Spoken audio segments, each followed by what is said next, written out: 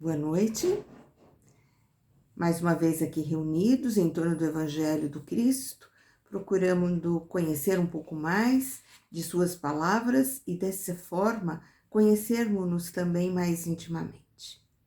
Amar ao próximo como a si mesmo, capítulo 11 do Evangelho segundo o Espiritismo. O maior mandamento. Tratai os homens da mesma maneira que quereis que eles vos tratem. São Lucas, capítulo 7, versículo 31. Fazei aos homens tudo o que quereis que eles vos façam, pois essa é a lei e os profetas. Mateus, capítulo 7, versículo 12. Os fariseus, sabendo que ele tinha calado a boca dos saduceus, reuniram-se. E um deles, que era doutor da lei, lhe fez esta questão para tentá-lo, para prová-lo. Mestre, qual é o maior mandamento da lei? Jesus respondeu: Amareis vosso Senhor, vosso Deus, de toda a vossa alma e de todo o vosso espírito. É o maior e o primeiro mandamento. E eis o segundo, que é semelhante àquele: amareis vosso próximo como a vós mesmos. Toda a lei e os profetas estão contidos nestes dois mandamentos. Ele fala nos profetas porque os judeus citavam muito os profetas. Então, tudo que acontecia no dia a dia, que eles tinham alguma dúvida ou que eles precisavam buscar base para as suas ações, eles citavam os profetas. Então, quando ele fala aqui duas vezes, tanto em Lucas como em Mateus, esta é a lei e os profetas, ou seja, esta é a lei e tudo aquilo que os profetas ensinaram.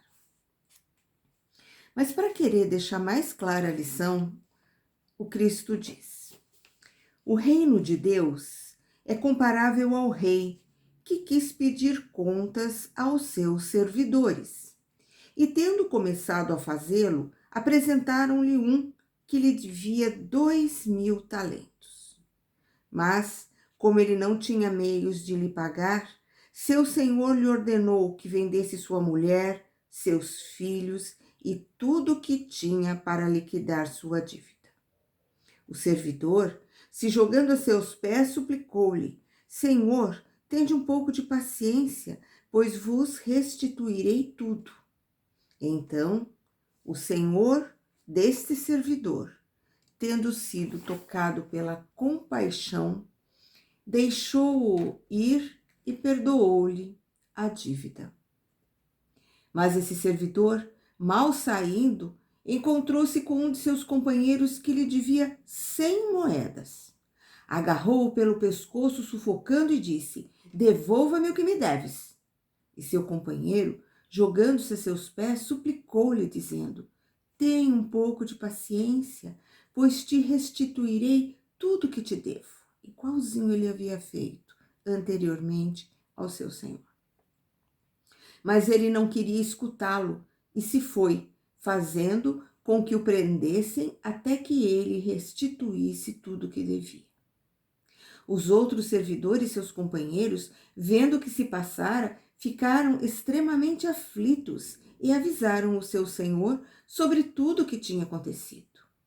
Então, o senhor, fazendo-o ouvir, disse-lhe: Servidor malvado, eu vos perdoei tudo o que me devia, porque me suplicastes. Não deverias, então, ter tido piedade de vosso companheiro como tive de vós? E seu senhor, furioso, entregou-o aos carrascos para que ele pagasse tudo que lhe devia. É assim que meu Pai que estás no céu vos tratará. Se cada um de vós não perdoar o seu irmão do fundo do seu coração as faltas que tiverem cometido contra vós. Mateus, capítulo 28, versículo 23 a 35. Jesus sabia contar uma história, né? Vamos lá. Ele pega um senhor mais poderoso de todos, coloca na situação daquele que num determinado momento vai cobrar todas as dívidas, Um deles se ajoelha, se joga ao chão, pede clemência, pede tempo. Mas o Senhor de todos, ficou tão tocado pela misericórdia daquela situação e da certeza que ouvia naquelas palavras, que não só ele atende o pedido, ele não apenas dá mais tempo, mas ele perdoa a dívida. Que gesto maravilhoso! O servidor, no entanto, ao sair daquele local, encontra alguém que lhe deve, mas ele não teve a mesma clemência que tiveram para com ele. O Senhor de todos, é avisado, e ele o chama e dá uma reprimenda. Como assim? Se eu te perdoo, por que você não pode perdoar? Perdão. Mas se é assim que você prefere, você também vai ter que me pagar tudo que deve. Vou tratar você com a mesma exigência que você tratou o seu companheiro. Você fez com que o prendessem até que ele pagasse tudo, o mesmo farei com você. Então, ele termina aqui. É assim que o meu Pai que está no céu vos tratará, se cada um não perdoar o seu irmão do fundo do coração as faltas que tiverem cometido contra vós. Se nós não exercitarmos o perdão, se nós não conseguirmos ter clemência e misericórdia por aqueles que estão em falta para conosco, as nossas dívidas serão também levadas até o final.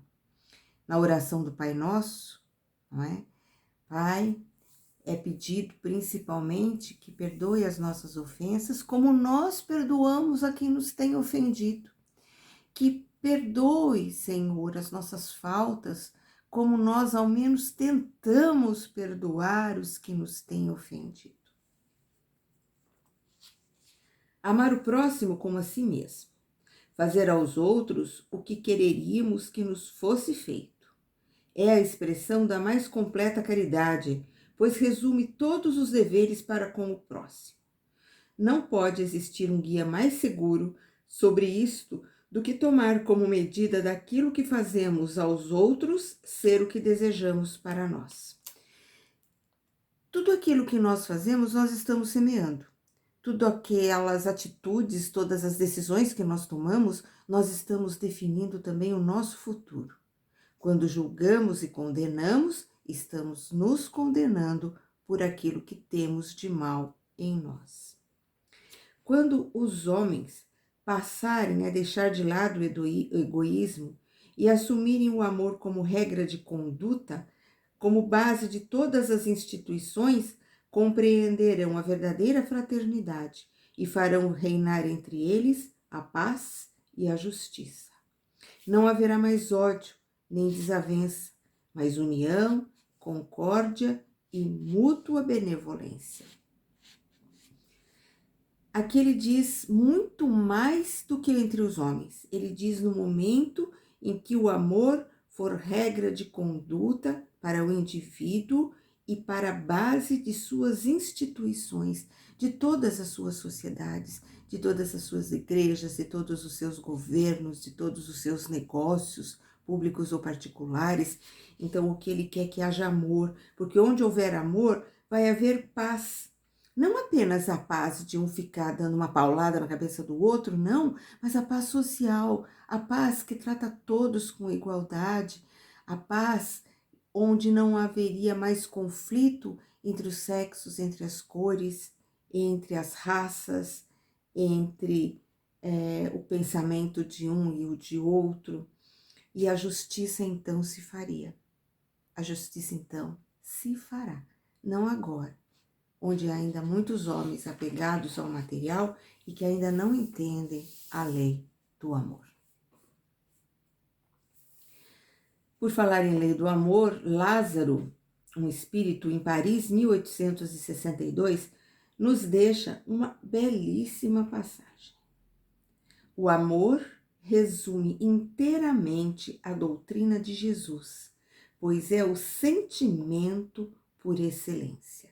O sentimento por excelência.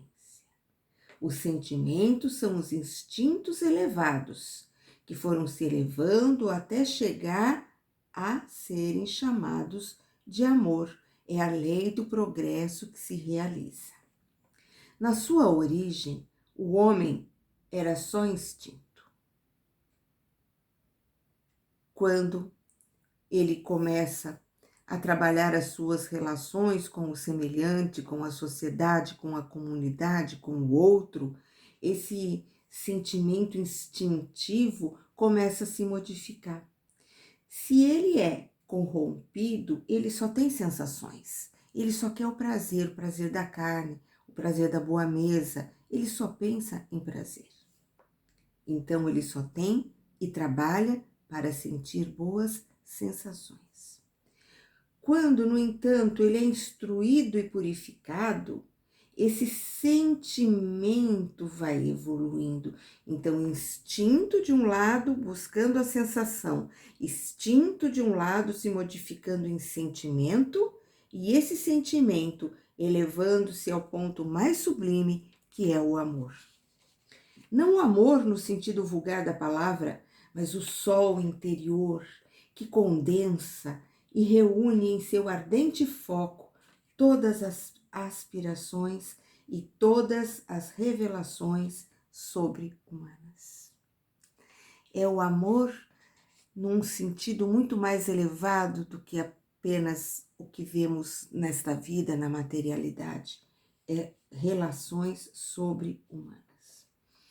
A lei do amor substitui a personalidade pela fusão dos seres e, em consequência, extingue as misérias sociais.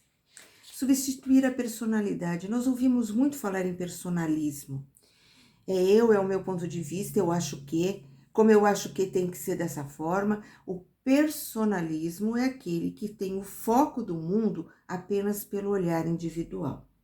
Essa persona, essa criatura, ela tem todas as suas condutas levadas apenas para aquilo que lhe traz tranquilidade, prazer e segurança. Mas com a lei do amor,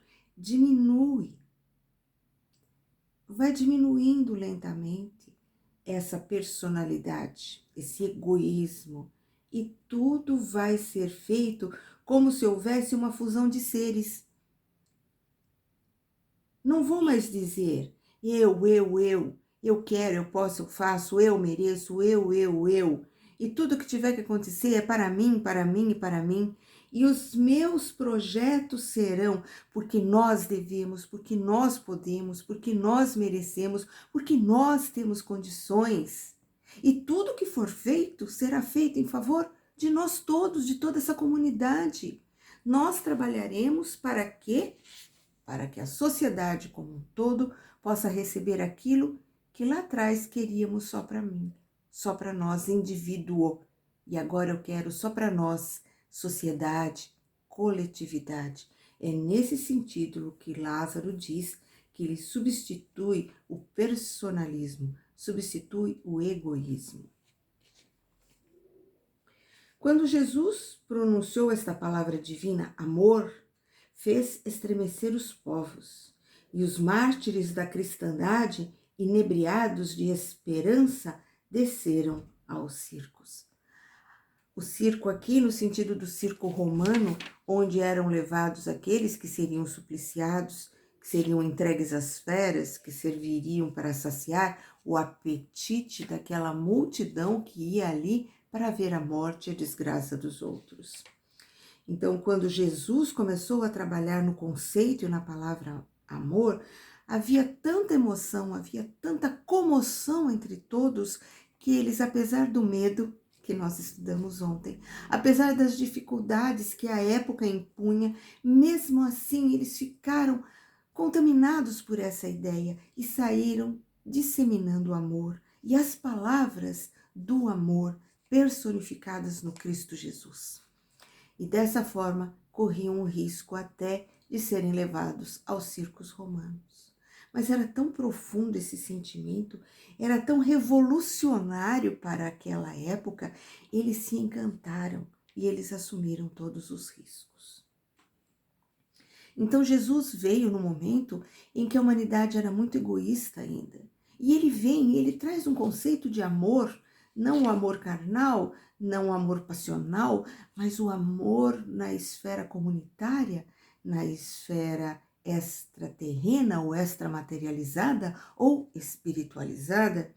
E ao fazer isso, ele conquista com a doçura do amor, sem violência, sem guerra, sem ameaças.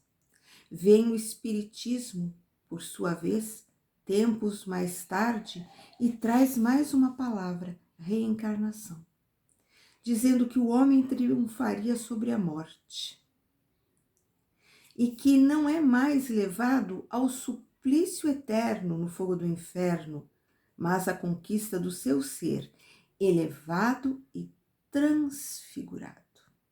Então, o conceito do amor, o conceito da justiça social e da justiça divina encontra razão de ser, encontra explicação através do conceito de reencarnação que o Espiritismo trouxe tempos depois. Afinal, se não imaginarmos a existência da reencarnação, ficaria muito difícil acreditarmos na justiça divina. Mesmo que a propagássemos, mesmo que a divulgássemos aos quatro ventos intimamente, como acreditar na justiça de Deus se um nasce na Nigéria passando fome e sevícias, outro nasce nos Estados Unidos no berço de ouro, um nasce belo, aquela beleza global, aquela perfeição, um Deus grego, como diriam os antigos, enquanto o outro nasce trazendo em si as marcas de uma deficiência física, uma deficiência motora ou uma deficiência intelectual. Fica difícil acreditar na justiça divina quando nós acreditamos que vive-se apenas uma vez. Mas quando nós percebemos e estudamos a lei da reencarnação, a lei de causa e efeito, de ação e reação, nós entendemos porque tudo acontece, porque passamos pelo que passamos. E aí nós aceitamos, nós compreendemos, nós sentimos a justiça divina na nossa vida e no nosso ser.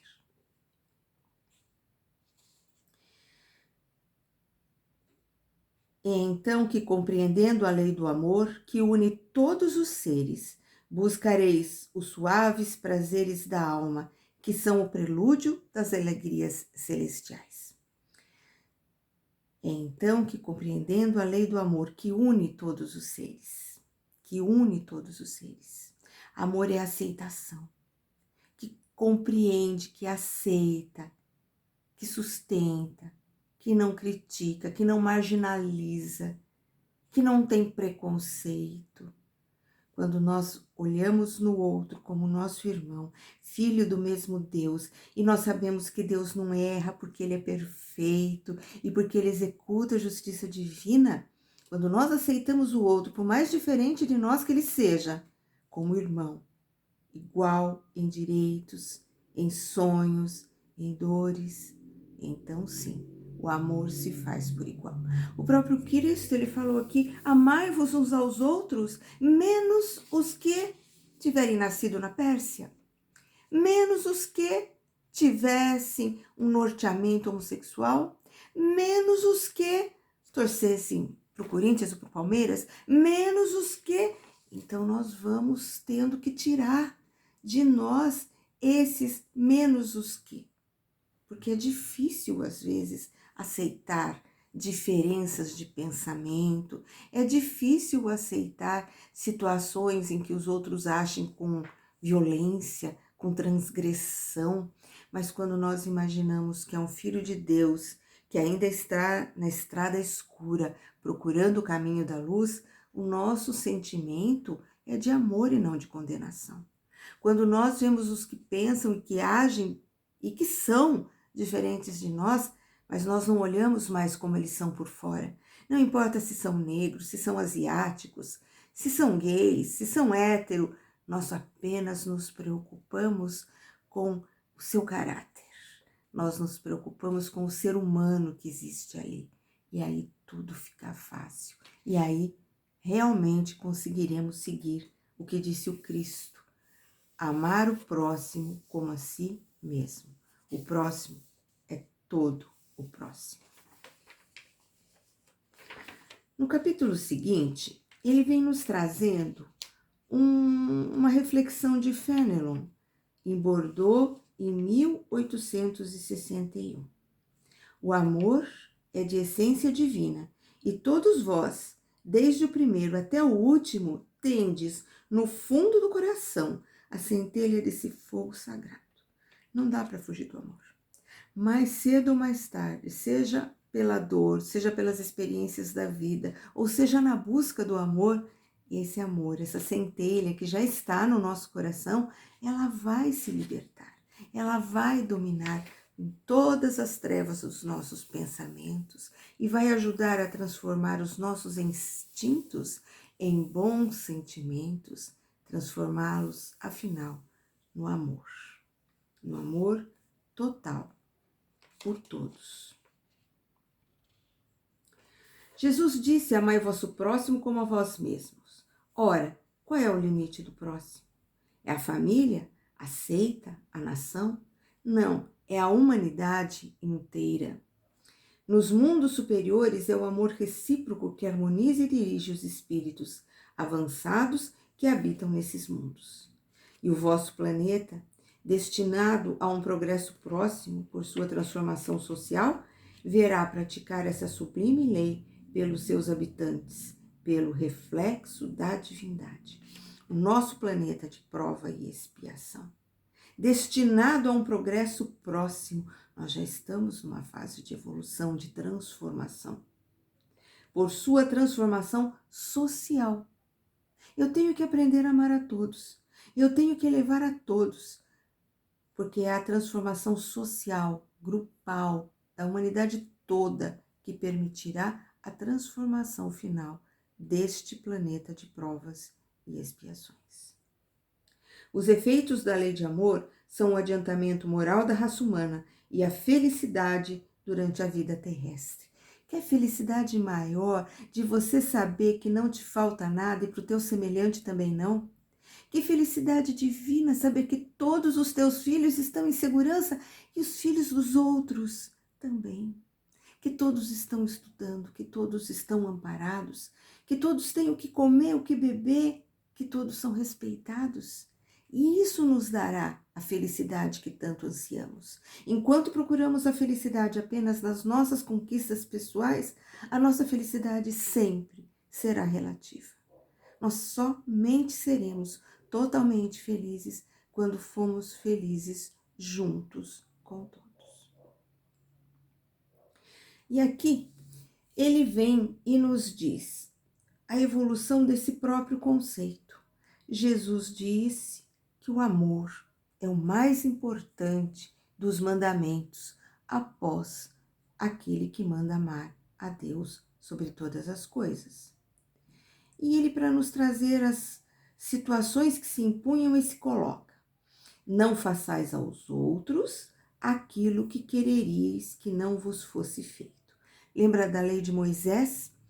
Moisés pegou a humanidade numa fase que ainda era muito criança. E qual é a palavra que nós mais falamos para as crianças? Não.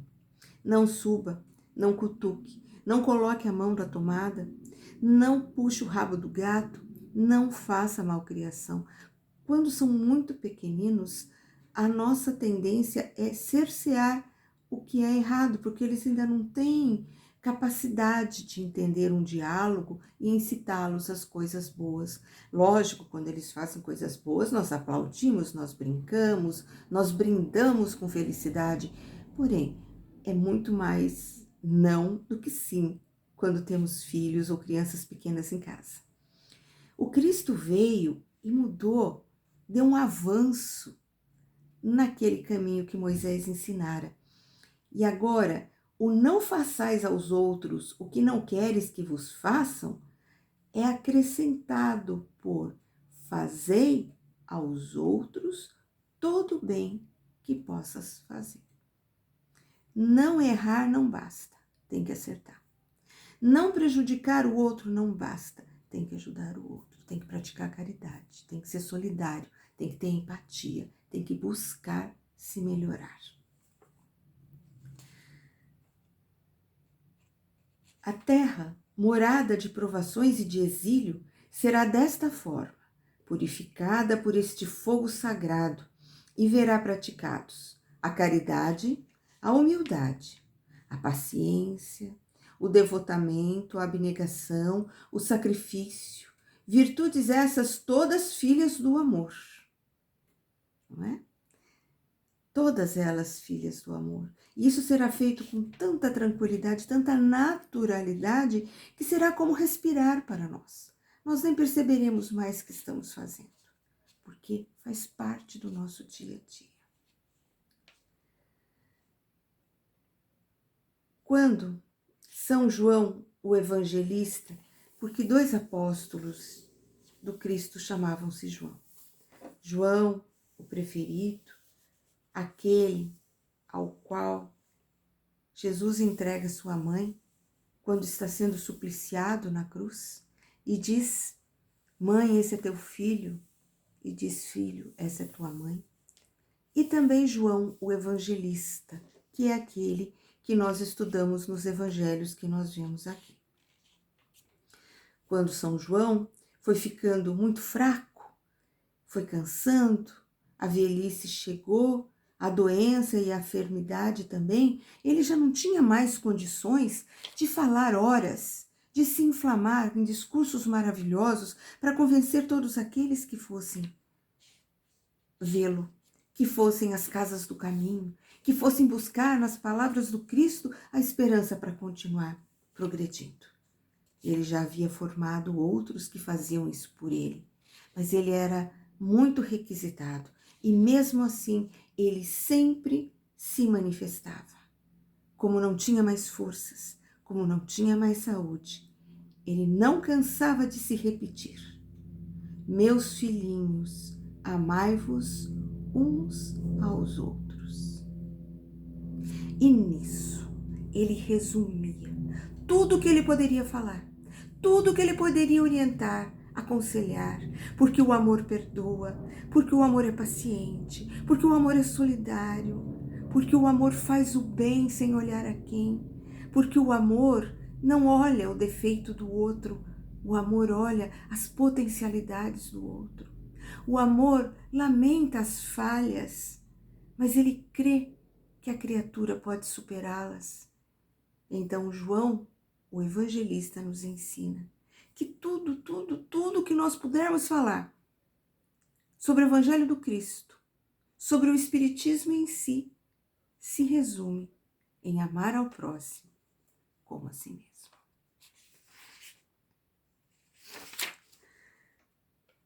Amai bastante a fim de serdes amado. Olha que interessante, é Sanson que nos diz isso. Ele foi um antigo membro da Sociedade Espírita de Paris e depois de seu falecimento em 1863 ele vem e traz uma bela mensagem também para falar sobre o amor neste momento aqui. Amai bastante a fim de serdes amados. Quantos não se lamentam a falta de amor? Quantos não vêm e nos relatam situações de solidão, de absoluta solidão, de abandono daqueles pelos quais ele gostaria de ser amado? Mas como ele está fixado apenas neles, ele não vê o amor dos outros e ele se sente muito solitário. Então nós precisamos aprender a amar muito, e daí nunca estaremos sós e nós seremos amados. Talvez não pelas pessoas que nós esperemos, mas pelos outros, que vêm, que se fortalecem no pouco amor que nós fomos capazes de dar. Amar, no sentido profundo da palavra, é ser leal, probo, consciencioso, para fazer aos outros o que se queria para si mesmo. É procurar ao seu redor o sentido íntimo de todas as dores que se abatem sobre os irmãos, para lhes trazer um consolo. É olhar a grande família humana como a nossa própria, pois essa família vós a encontrareis em um certo período no mundo mais avançados, e os espíritos que a formam são como vós, filhos de Deus, destinados a se elevarem ao infinito. Talvez aquele grupamento familiar que nós reencarnamos, ainda nós encontremos muitas dificuldades de outras vidas e o amor não flui tão facilmente. Existem desavenças, existem situações que temos que aprender a perdoar inúmeras vezes, que temos que buscar reatar inúmeras vezes, mas que mesmo assim nós não nos sentimos suficientemente amados por aquelas pessoas. Mas, conhecedores que somos da lei da reencarnação, conhecedores que somos da justiça de Deus, sabemos que não estamos ali por um acaso, não estamos passando por aquilo de forma indevida ou injusta.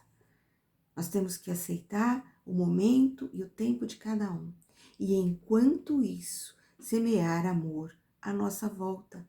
Porque todos somos irmãos. Somos todos oriundos da mesma família. Somos filhos do mesmo Deus, de amor e de misericórdia.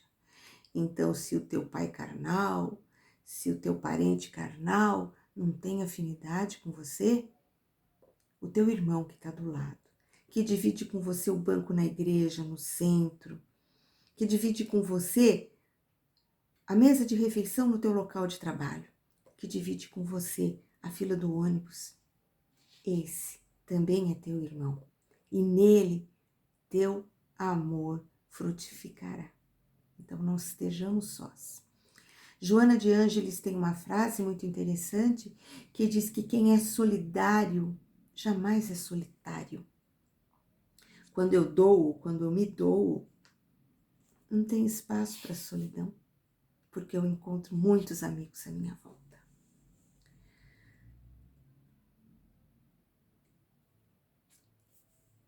Crede nessas sábias palavras, amai bastante para serdes amados. Essa é uma chave revolucionária para o caminho da felicidade. Aliás, o Evangelho do Cristo é a doutrina mais revolucionária que existe. Ele muda tudo, ele transforma tudo, ele deixa todos os conceitos em xeque. Desde que ele veio, desde que ele trouxe essa doutrina de amor, nós temos que nos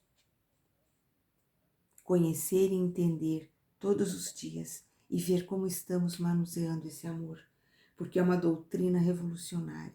O Evangelho é o que há de mais revolucionário de todos os tempos. E hoje, já passado mais de 2000 anos, continua revolucionário. E nós ainda não estamos seguindo nem um décimo de tudo aquilo que ele nos ensinou.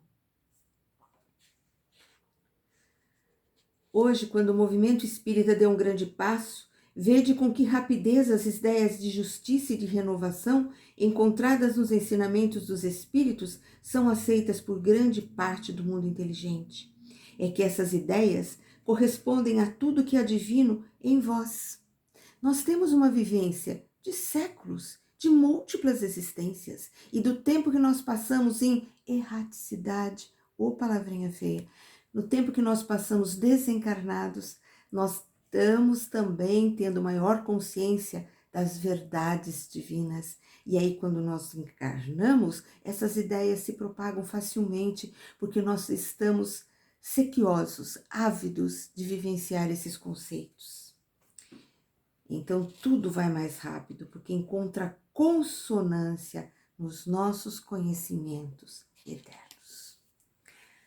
Muito bem, meus irmãos, nós vamos deixar para a próxima sexta-feira o término desse capítulo.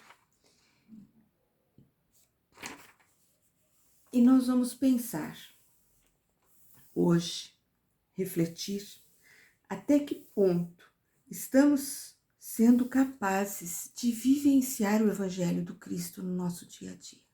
Isso é de suma importância. Somente fazendo essa reflexão, nós conseguiremos nos melhorar. Nós encontraremos a felicidade. Lembra que foi lido ainda há pouco das próprias parábolas e das próprias orientações dos espíritos? Nós só encontraremos a felicidade quando todos estiverem felizes conosco. Fica uma convocação a que todos façam toda a caridade possível, a que todos se encham de paciência, se encham de generosidade, de misericórdia, de amor e de perdão. E aí, o Evangelho de Cristo, frutificando em nós, frutificará em tudo à nossa volta. Que a paz do Divino Mestre Jesus sempre nos ilumine, nos acolha, nos oriente e nos inspire. Uma boa noite, irmão.